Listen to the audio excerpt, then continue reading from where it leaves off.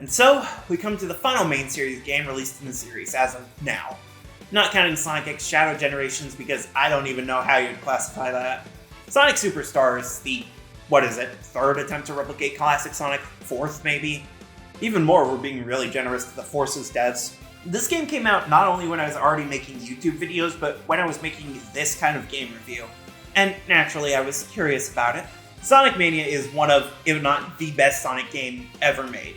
And while Sonic Origins is arguably pretty scummy business-wise, I was at least warmer on it than others were.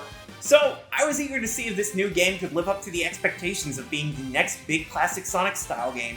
I bought it on release, and then didn't play past the third zone. Frankly, in retrospect, I'm surprised I got that far.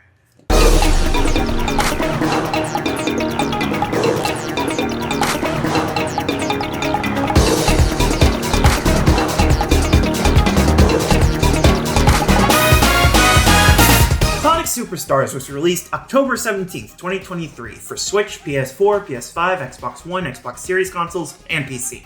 Keep in mind, this was just 3 days before the release of Super Mario Bros. Wonder, a game I 100% completed for the second time while working on this project because dear god did I need a break from the mid-2000s Sonic trash.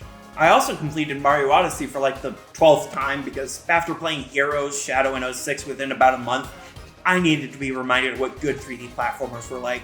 Still, coming out within days of not only a major Mario release, but arguably the best 2D Mario in over a decade, if not ever, the rivalry is apparently back on. Not that it's really a competition. After a while without new AAA 2D platformers, it was kinda nice to get two new ones. Besides, they're 2D platformers, you could 100% complete Superstars in the 3 days between its release and Wonders. The problem isn't that the game came out so close to a rival. The problem is that the game wasn't particularly good. Is that controversial? Genuine question, I'm not sure where the general consensus is with Superstars at the moment. Yes, I've seen some people praise it, and to be fair, it's not completely unenjoyable. Some people will probably really get a kick out of it. It's certainly better than Sonic 4, though that's not saying much.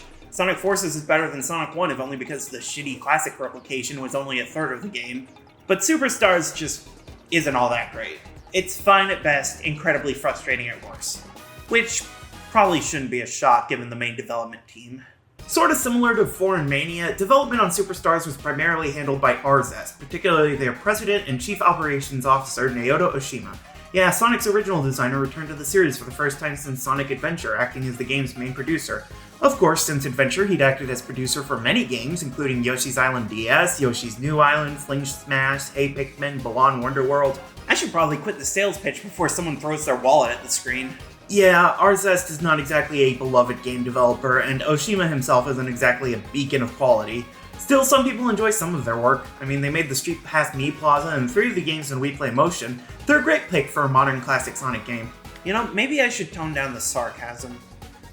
Nah, I need to make the review fun for myself somehow. As far as I can tell, based on the story told by the Wikipedia article, this whole thing only even happened because of a set of coincidences. The original ideas that became Superstars were conceived while Christian Whitehead's company, Evening Star, was still working with Sonic Team. Then Evening Star dropped the project and made Penny's Big Breakaway instead. It is a video game that exists, and that's all I'm qualified to say about the subject. I've never played it, and I probably won't until many years from now, knowing myself. Then during the COVID lockdown, Iizuka and Oshima had a Zoom drinking party, and they were like, hey, we should make a new Sonic game. And then years later, the world was graced with Superstars. You know, I'm pretty sure we were asking for more important blessings in October 2023 than a new 2D Sonic game, but what do I know? Anyway, free Palestine. The game's release was interesting. Critical reception seemed to be mostly middling overall, with general consensus being it's better than Sonic 4, but not any of the actual classic Sonic games, and it's definitely no Sonic Mania. There were split opinions on just about everything: the visuals, the music, the gameplay, the level design, and of course the co-op. Yeah, co-op was one of the biggest new additions to the gameplay, though I didn't exactly get a chance to try it out. You know, I was really hoping I'd at least have a friend by this point. So yeah, you know how the go-to joke for Frontier's reception was, it's a miraculous 7 out of 10? I've never really thought that was a fair assessment, at least in how it was meant. Like, because of how fundamentally broken most numbered rating systems are, 7 out of 10 is basically dead average, and I don't think that's really how Frontiers was. That game was much more love it or hate it than, it was alright. But Superstars, yeah, I'd say this game is the definition of a modern 7 out of 10. Because my god, are numbered ratings stupid these days. I guess it should be a good thing that the average is better than the dead center, but I still don't really understand how it is. But then I'm not saying anything that hasn't been said 100 times before by better critics than myself. The point is, I'm a hack. This game has a plot, technically, and a story, if only in the most basic of senses. Eggman has hired Fang the Hunter, also known as Knack the Weasel or Fang the Sniper depending on the year and the continuity. He himself has found a girl named Trip the Sungazer on a series of islands and has decided to, I guess, enslave her? I don't know, it's not really clear in-game. The game's plot is told through dialogueless miming, and while there are cute moments from that, it doesn't do a lot for some of the game's more confusing elements.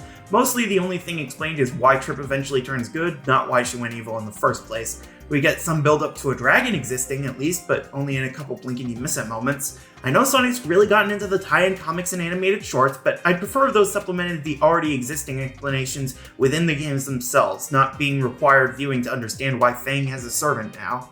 There are at least 2D animated cutscenes, which look amazing, and frankly I wish there were even more.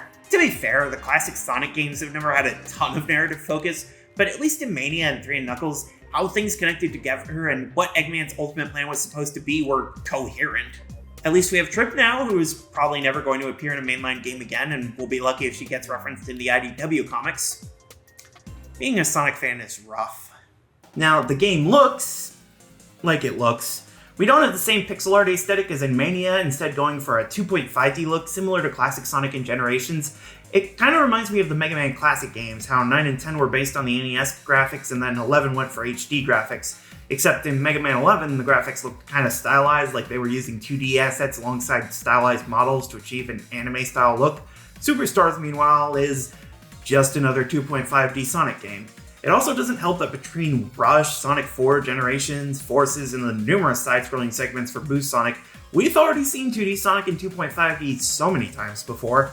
In fact, I'm pretty sure Classic Sonic's model is pulled directly from Generations and Forces, and if it is original for this game, it clearly wasn't worth the effort given how near identical it looks. For the record, the game doesn't look terrible. Mostly.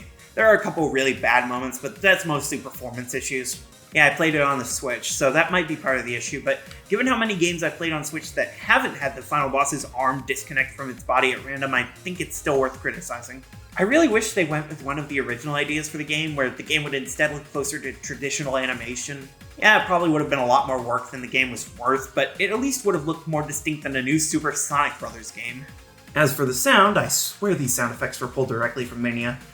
Anyways, the music, I guess some of it's okay. I like Cyberstation's music, and I think the main theme is pretty cool, but otherwise, I didn't really notice any other tracks as particularly great.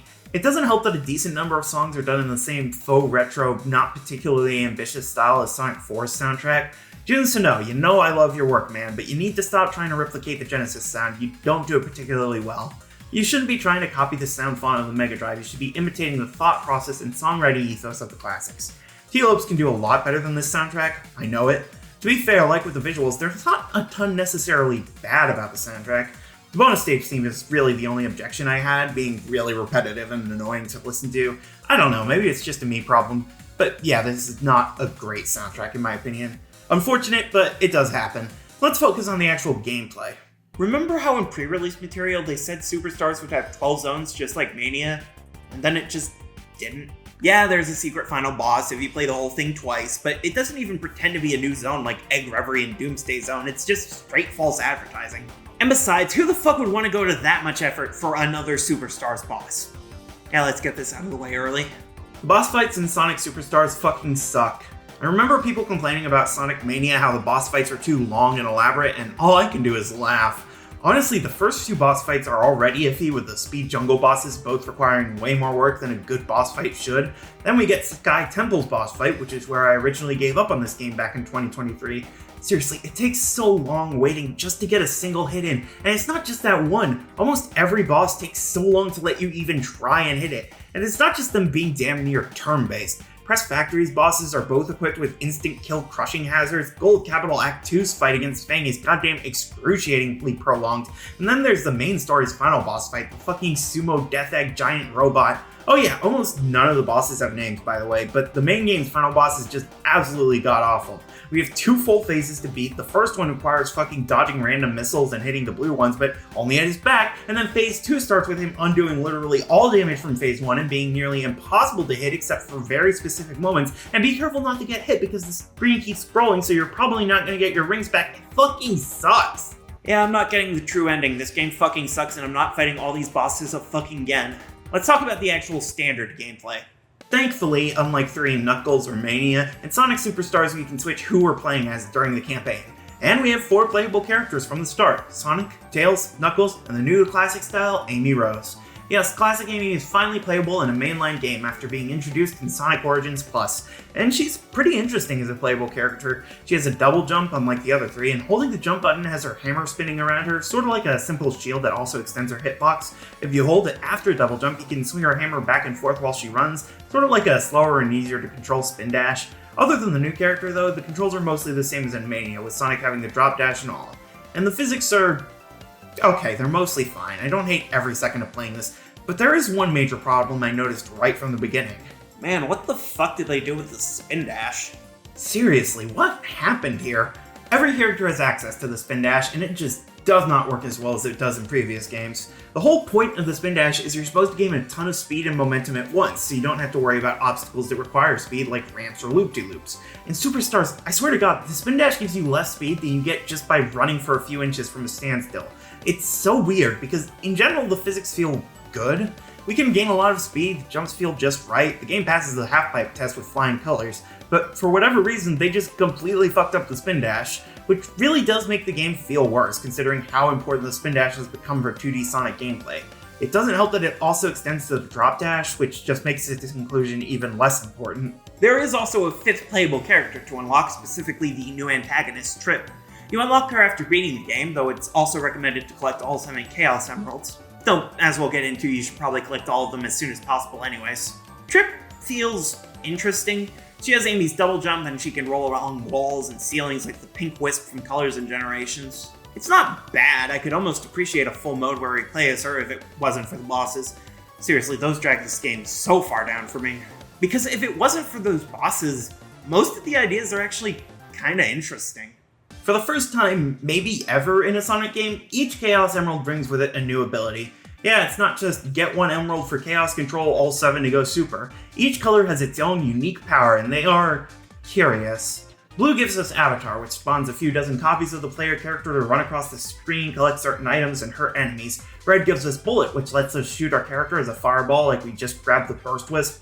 Purple gives us Vision, which makes secret items and platforms appear, and boy is it lucky the game tells us when it's useful, or this could be really annoying. Cyan gives us Water, which lets us swim, not worry about drowning, and go up waterfalls. Also, apparently it avoids crushing hazards, not that the game actually tells you that. Green gives us Ivy, which lets us briefly grow a beanstalk up to higher areas with some control over direction, kind of irrelevant in single player given Bullet exists. Yellow gives us Slow, which slows down everything around the player while they move at full speed. And White gives us Extra, which gives Sonic the homing attack, Tails a tail swipe that spawns a tornado, Knuckles a punch that acts as a projectile, and Amy a hammer throw. And then there's the superpowers, accessible by all 4 main characters, even if only Sonic is specifically called Super himself. Oh, and Trip becomes a dragon with Super and shoots Mario-style fireballs from her mouth with Extra.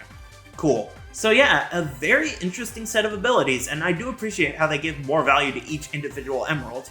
And the special stages to get them are odd but not terrible. So, okay, we use the same giant rings hidden around each act as in 3 Knuckles and Mania. Alright, that works, and the special stages themselves are mostly okay, with the green one being the only one that's really obnoxious. Yeah, for some reason Special Stage 5 is the only one that works completely different from the others, but otherwise they're alright. But the problem is, you can only grab 1 emerald per zone, so you have to wait until Press Factory at the earliest to unlock the extra ability, and from there we only have about 5 more zones to use the powers in, which is kinda really weak. I guess that's part of the incentive for Trip's story, since you have access to all of the emeralds there already, but that's a weak incentive to replay the entire game again. There's also bonus stages you can enter at checkpoints if you have 50 rings, and my god, I could not care less. They're a recreation of the Sonic 1 special stages, but with brand new layouts and gimmicks, but man, that's still not fun.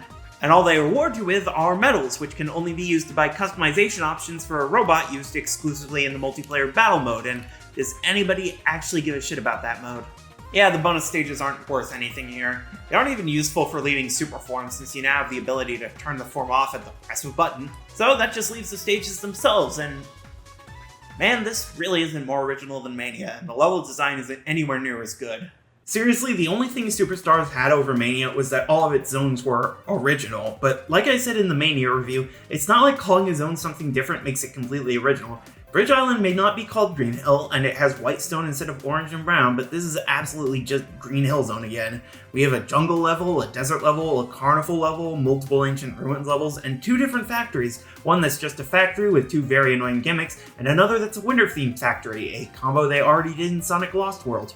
Oh, but this one's different because Act 2 is just a fantasy zone level. And somehow its boss fights are among the most tolerable. Okay, I'll stop harping on the bosses, they just really frustrated me. The allocation of acts in this game is also odd. 3 out of 11 zones only have a single act total. Sky Temple, Sand Sanctuary, and Cyber Station. That third one is annoying because beyond you-know-what in an annoying maze section, Cyber Station is actually one of the best zones in the game. The rest all have an Act 1 and an Act 2, but also usually more. Bridge Island, Pinball Carnival, and Press Factory all have Act Fruits, which are just high score challenges. I think. I couldn't find any other purpose for them. However, Speed Jungle, Lagoon City, Golden Capital, and Frozen Base all have extra acts which can only be played by a specific character. And those are fine. I like that the latter 3 take advantage of the character's abilities, and none of the character acts have... Look, it's difficult not to bring up, okay? And then there's the final zone, Egg Fortress, which is closer to the original Death Egg zones than Sonic Forces Death Egg was, oddly enough. Boss aside, this is probably one of the best final zones in 2D Sonic. Nowhere as good as Titanic Monarch, of course, but better than most of the classic game's final zones. I actually enjoy the Act 2 gimmick where you run through the original act backwards because Eggman created another time machine. I'm not doing the "it keeps happening" gag, it's barely a thing. So, okay, the zones are thematically mostly unoriginal, but hey, that doesn't mean they can't be well designed, right? Well, here's the thing. They really aren't. The level designs are so generic most of the time, I can't remember them 5 seconds after playing. The gimmicks that get introduced really go beyond, okay, I guess we're doing this then. Press Factory, oh my god, I can't fucking stand this shit. Literally the only level I remember actually fully enjoying was Cyber Station Zone, and even then, that fucking maze. Most of the game's levels are just fine. That's all this game is, it's fine. It's a completely forgettably average game that only got attention because Oshima came back, and it released alongside Wonder. Does anyone even care about this game anymore? I really doubt it. So yeah, that's Sonic Superstars, a game that exists. Gotta be honest, I don't think this game is getting a successor in the near future. If I'm wrong, but I really think Superstars is gonna be a one-off thing. And that's really alright with me because, my god, is this game boring to even think about. Like, strip away the shitty boss fights and broken spin dash, this game's biggest problem is that it's so completely by the numbers, and most of what it tries to experiment with were the elements that worked. We don't have great new level themes like Studiopolis or Press Garden, we don't have advancements for the series like Frontier's Open Zones, we don't even have polished throwbacks to past games like Generations, we just have a Sonic game, made with all the creativity of New Super Mario Bros. U. I don't hate Sonic Superstars, but honestly, the keep it simple stupid mentality is not what the Sonic series needs to move forward. I'm sorry, JSS. I'm sorry, I just don't like Sonic Superstars. As if that wasn't already obvious by this point.